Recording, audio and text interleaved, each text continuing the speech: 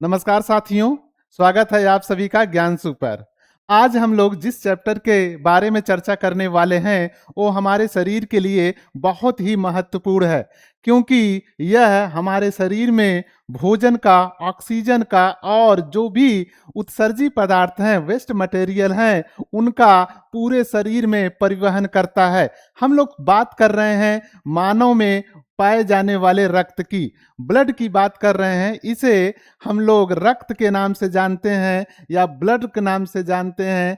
गांव के लोग इसे खून भी कहते हैं, इंग्लिश में इसे ब्लड कहते हैं और कहीं कहीं लहू भी लिखा रहता है, जबकि आपकी किताबों में, नोट्स बुक में रुधिर भी लिखा रहता है। आइए आज हम लोग एक बेहतरीन तरीके से सीखते हैं रक्त क्या है, रक्त के कार्य क्या है, ये हमारे शरीर के लिए क्यों बहुत ज़्यादा इम्पॉर्टेंट है।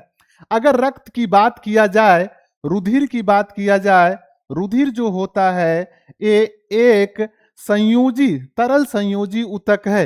लिक्विड के रूप में, फ्लूइड के रूप में पाया जाता है। इसका मतलब है ये हमारे शरीर में तरल के रूप में पाया जाता है और क्या है, एक कनेक्टिव टिश्यू है। मतलब यह संयोजी ऊतक है जो हमारे पूरे शरीर को बांध कर रखता है। संयोजी ऊतक इसके अलावा जो तरल रूप में होता है वह कौन होता है, लसिका होता है। लसिका और ब्लड जो होता है, रक्त होता है, वह कैसा पाया जाता है, तरल के रूप में पाया जाता है। यह शरीर के विभिन्न अंगों को आपस में जोड़ने का कार्य करता है। इसके अलावा यह अपारदर्शी, हल्का, क्षारी और स्वाद में नमकीन होता है। कभी बचपन में अगर आपको चोट लग गया होगा और आपके जहां चोट लगा है वहां से खून या ब्लड निकलने लगता था, तो आपको लगता था कि इसे हम ऐसे मुंह में डाल के चूस जाते थे, मतलब अंदर ले लेते थे कि ये हमारे शरीर में पुनः वापस चला जाएगा। जब ऐसा हम लोग करते थे तो उसका स्वाद हमें नमकीन, मतलब नमक जैसा महसूस होता था। अगर रक्त का हम लोग कार्य की बात करें तो रक्त हमारे शरीर में परिवहन का कार्य करता है, सुरक्षा का कार्य करता है एवं नियंत्रण का भी कार्य करता है। यह परिवहन में ऑक्सीजन, ऑक्सीजन का मतलब हुआ O2 का, ये क्या कर रहा है, परिवहन कर रहा है। कार्बन डाइऑक्साइड एवं पोषक तत्व और हार्मोन्स का संचार करता है।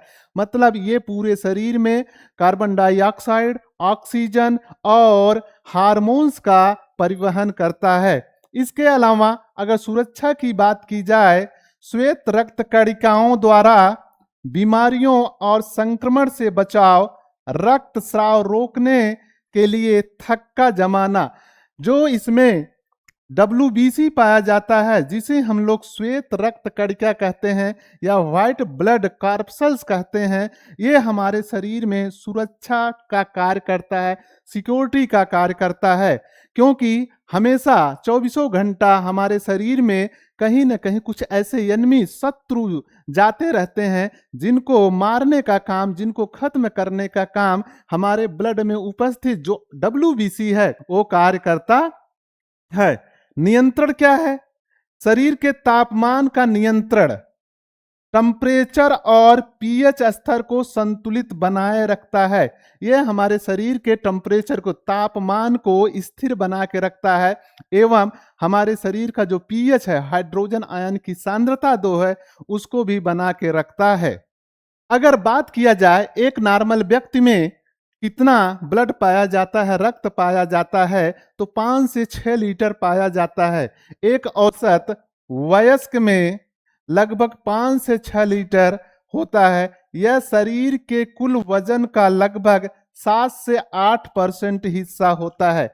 आपके बुक में कहीं 6 से 7% भी दिया रहता है। इसका मतलब क्या हुआ, इसका मतलब ये हुआ बेटा कि यहाँ पर जितना आपका वजन है, आपके शरीर का जितना भार है, उससे 6 से 7% या 7 से 8% होता है। मान लीजिए आपका वेट 100 किलो का है, तो 100 किलो का है, इसका मतलब आपके शरीर में जो रक्त होगा वो कितना होगा, अगर 6 से 7% के हिसाब से जोड़ेंगे तो 6 लीटर या 7 लीटर होगा। एवं आपके शरीर में जो रक्त पाया जाता है, उस रक्त का जो पीएच होता है वो 7.4 होता है। 7.4 होने का मतलब हल्का क्षारीय होता है। कैसा होता है? हल्का हल्का क्षारीय होता है। हल्का क्षारीय होता है, क्योंकि अगर पीएच स्केल पे देखें तो 7 से ऊपर, 7 से जैसे ही हम लोग ऊपर जाते हैं तो क्षारीय होता है, और 7 जो होता है वो कैसा होता है? उदासीन होता है।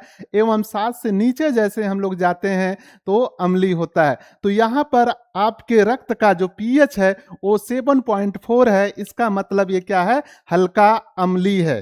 हल्का अम्लीय है। रक्त जो है, रक्त का जो कंपोजिशन है, संगठन है, रक्त ब्लड जो है बेटा, ब्लड ब्लड का दो भाग होता है। रक्त का दो भाग होता है।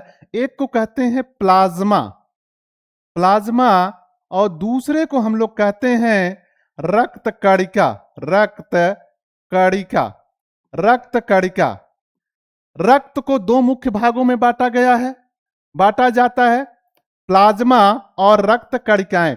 जो प्लाज्मा होता है प्यारे साथियों, जो प्लाज्मा होता है वो 55% होता है।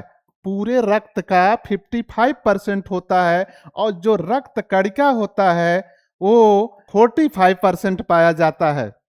प्लाज्मा की अगर हम लोग बात करें, यह रक्त का हल्का पीले रंग का तरल भाग है। यह रक्त का हल्का पीले रंग का तरल भाग है। यह रक्त कोशिकाओं को तैरने और प्रवाहित होने के लिए माध्यम प्रदान करता है।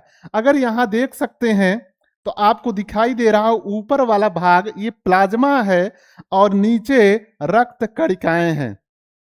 यहां एक प्रश्न बनता है कि सर जब रक्त निकलता है वो तो हमें लाल दिखाई देता है, तो प्लाज्मा कैसे पीला हो गया और रक्त यहां लाल दिखाई दे रहा है, जबकि दोनों लाल दिखाई देते हैं। यहां अगर हम लोग ख्याल करें, हमारे घरों में या पहले जमाने में मट्ठा जो बनाया जाता था, जो घी निकाला जाता था, उसमें क्या किया जाता था? उसको बहुत ज्यादा क्या करते थे? हिलाते थे। और जब हिलाते थे तो उसमें जो मलाई होती थी, उसमें जो मक्खन होता था ऊपर हो जाता था। यही कॉन्सेप्ट यहां भी होता है प्यारे साथियों, क्योंकि जब हम लोग ब्लड निकाल के किसी परख नीली में रखते हैं, सेंट्रीफ्यूगल मशीन में उसे डाल के बहुत ज्यादा उसका चक्रण कराते हैं। चक्रण कराने से जो प्लाज्मा होता है ऊपर हो जाता है, और जो ब्लड कणिकाएं हैं वो नीचे, रक्त कणिकाएं नीचे बैठ जाती हैं। तो इसलिए यहां पर साफ दिखाई दे रहा है कि प्लाज्मा हल्का पीले रंग का और ब्लड लाल रंग का दिखाई दे रहा है। यहां पीला कितना है? 55%। और ये कितना है? ये है आपका 45%। अब अगर प्लाज्मा की बात किया जाए, प्लाज्मा के संगठन की बात किया जाए, प्लाज्मा में 91 से या 90 से 92% वाटर पाया जाता है। 90 से 92% क्या पाया जाता है? H2O पाया जाता है। प्रोटीन, इसके अलावा इसमें प्रोटीन कितना पाया जाता है? 7 से 8%। और जो प्रोटीन होता है, जो प्रोटीन होता है, प्रोटीन यहां पे अगर मेनतः 3 प्रकार का होता है, जैसे एल्बुमिन, एल्बुमिन, ग्लोबुलिन, ग्लोबुलिन, एवं fibrinogen, fibrinogen, fibrinogen. Fibrinogen, albumin एवं ग्लोबुलिन, ये क्या है? ये प्रोटीन है। कहां पाया जा रहा है? प्लाज्मा में पाया जा रहा है। अन्य तत्व में 1 से 2% लवण पाए जाते हैं, 1 से 2% लवण पाए जाते हैं, ग्लूकोज पाया जाता है, अमीनो एसिड, यूरिया शामिल होता है। इसका मतलब है कि जो प्लाज्मा होता है, प्लाज्मा में सबसे ज्यादा क्या पाया जाता है? सबसे ज्यादा पानी पाया जाता है। पानी की मात्रा लगभग होता है 90 से 92%। इसके अलावा अन्य तत्व पाए जाते हैं। अगर हम लोग प्लाज्मा और रक्त कणिका की बात करें तो यहां पर देखने को मिलता है, जो प्लाज्मा है, प्लाज्मा में रक्त कणिका तैरती हुई रहती हैं। प्लाज्मा में रक्त कणिका तैरती हुई रहती हैं। इसको एक उदाहरण के तौर पे हम लोग समझ सकते हैं। अगर हम लोग कभी हलवाई की दुकान पे गए होंगे तो जाहिर सी बात है वहां एक कड़ाही रहता है, और कड़ाही में कुछ चाशनी सीढ़ा रहता है, चीनी का सीढ़ा रहता है, उस सीढ़े में गुलाब जामुन या रसगुल्ले भरे हुए होते हैं। तो प्यारे साथियों, यहाँ सीढ़ा को हम लोग प्लाज्मा समझ सकते हैं, और जो सफेद, लाल और जो लंबे रसगुल्ले दिखाई दे रहे हैं उसे हम ब्लड, रक्त कणिकाएं समझ सकते हैं। और रक्त कणिकाएं अभी आगे हम लोग पढ़ेंगे, 3 प्रकार की होती हैं, आरबीसी, डब्ल्यूबीसी और कौन सी होती है, प्लेटलेट्स होते हैं। तो यहाँ प्यारे साथियों, अगर पचे हुए भोजन को शरीर की कोशिकाओं में पहुंचाना का कार्य कौन कर रहा है, प्लाज्मा कर रहा है। अंतःस्रावी ग्रंथियों से हार्मोन्स को लक्षित अंगों तक ले जाने का कार्य कौन कर रहा है, प्लाज्मा कर रहा है। यहां पर एक प्रश्न आप बताइएगा कि हार्मोन्स किस ग्रंथि से निकलता है, हार्मोन्स कौन सी ग्रंथियों से निकलता है, अंतःस्रावी ग्रंथियों से कि बहिस्रावी ग्रंथियों से, अंतःस्रावी ग्रंथियों से कि बहिस्रावी ग्रंथियों से। कोशिकाओं से कार्बन डाइऑक्साइड और यूरिया जैसे अपशिष्ट पदार्थों को उत्सर्जन अंगों तक ले जाना, ये भी कार्य किसका है, प्लाज्मा का है। यहां आप देख सकते हैं ये वेसल्स है, नलिका है, नलिका में ये रक्त है, रक्त में ये जो पीला वाला दिखाई दे रहा है, इसे अगर हम लोग प्लाज्मा मान लें तो इसमें जो तैर रहा है, जैसे आरबीसी, डब्ल्यूबीसी, प्लेटलेट्स इसमें तैर रहे हैं। एक चीज और आप जानते रहिए प्यारे साथियों, यहां पर जो प्लाज्मा होता है, प्लाज्मा निर्जीव होता है, प्लाज्मा निर्जीव होता है, जबकि रक्त कणिकाएं जो होती हैं वो सजीव होती हैं।